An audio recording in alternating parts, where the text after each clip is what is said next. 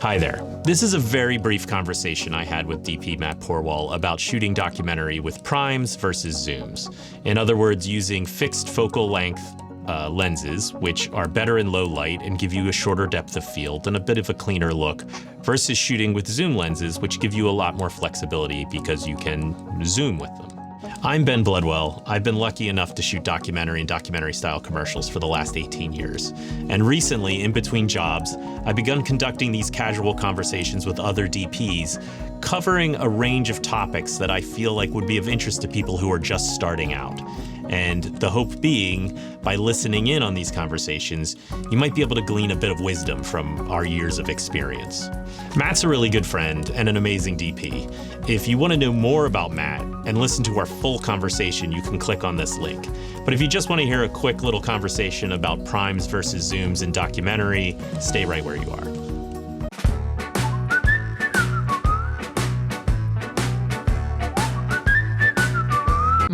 Anyway, then the last thing I wanted to talk to you about, unless there's other stuff, is the primes versus zooms. And I know you said it's a short conversation, but I know it's a conversation that like I've gotten, it used to be a bigger thing, that conversation, I feel like, especially in vérité, where they're like, we want to shoot this on primes. I'm like, well, that's a decision. And we have to talk about how we can do that properly. In the beginning, when really good, inexpensive primes, I guess it's when we first started shooting in larger format, that because there were always were primes, obviously, but but it became an option for us, to shoot a vérité scene on primes. The first few times I did it, I was like, man, you cannot do this. Like you cannot cover a scene this way. I'm like changing lenses, and like I'm getting half the coverage I normally would get. And then we started shooting. Then for We're Here really started. The look we decided on was we're shooting on primes. And I figured out and what I realized is it's really just a mentality of what you, how you interact with the lens and how you interact with the scene, and like whether the decisions you make are just different decisions. And it becomes much more cinematic in a lot of ways. Like I'll find myself in shooting entire scenes on a 50 millimeter lens and be like, I'm glad if I had the ability to zoom, it really would have messed this up. But then there's other projects that I'll be like, I couldn't have shot this scene without a zoom. Like, right. If you don't have an AC to help you change the lenses. For me, I think the biggest thing is like, for We're Here, we had a great system where we had really good ACs who were just standing by. I would radio to them like, I'm going to go to a 35.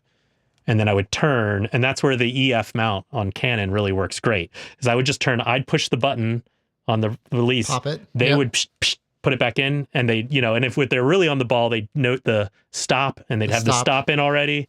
And I would just go, and it's almost as though I zoomed, But I don't know, what's your thought process when people talk to you? It's very early on, like someone just called you for a project, you've never worked with them before, and they're like, we'd really like to shoot this on primes. Like what goes through your head? It almost feels like the same conversation of not having a sound recordist, of certainly doable. I mean, to me, there needs to, I shouldn't say be a reason. I need to know what the environment is to know if it's going to work or not. But the biggest one is, as long as we're all fully on board to the things that we're not going to get, right, then I love the idea. Right. But I need to know that the director's not just going to say, oh yeah, no, I'm fine if we miss some moments because I understand I just really want it to look good. But there's always something in the back of my head of like, but are you though? Right. Like, are you really, you're going to come to me and say, why did you miss that? Like every other vérité film. When you're sitting in the edit, like what's the editor and the director? Are they complaining that you didn't get this shot? Because it was, totally that moment. Right. Yeah. But but you can tell in the conversations with the director of like, oh no, they're really after something here. And it's about the bigger approach. And we're fine missing the little moments that you would use a zoom to capture. Because it's, in some ways, it's the zoom is like having a second camera. It's like if I say I want to shoot this on a single camera, then, allow me the ability to miss some things to be able to get kind of more purposeful approaches or, framings. Primes and zooms are the same thing. I just have found that every time that I try to do it, part of it is my brain is so used to doing it with zooms. But part of it is it takes I haven't really found a ton of environments where the prime gives you that much flexibility to really be able to move with your subjects. I would say that, if it's a film about like a singular character, it's great, because then it's really giving you a point of view and a viewport to be able to see their story.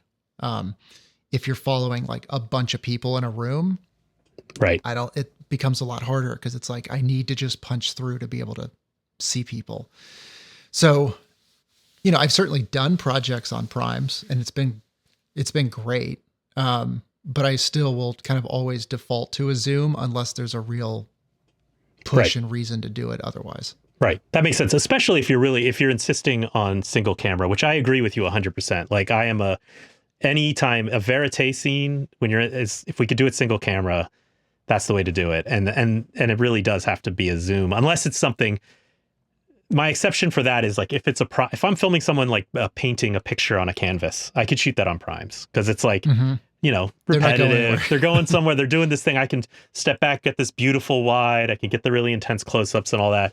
But as soon as you introduce like another person into the scene and I'm single camera, suddenly it becomes, we got to whip out you need a 2-shot. You also need a single. You want to give them a variety enough. It's almost like, I also feel like I want to talk to the editor. And this is another one. Note this one down. That's another one we can talk about. We were saying that we should have producer credits. We should also have editing credits. I know. Yeah. Oh, that would be kind of an amazing pull if you were. Well, technically, pre-edited by. I am editing by not shooting that. Yeah. Every time I turn off the camera, I'm editing. At the very least, assisted editing. I'm giving you what I'm giving you. Yeah, You're only working with the source material. That's right. That's right. Working with the moment. I did the first pass in the field, baby. Yeah, we got to hang out sometime soon. For real. We got it. Yeah, let's make it happen. Awesome. All right. Well, this was great. Thanks, Ben. Thanks again. All right, take it easy. All right, see ya. Bye.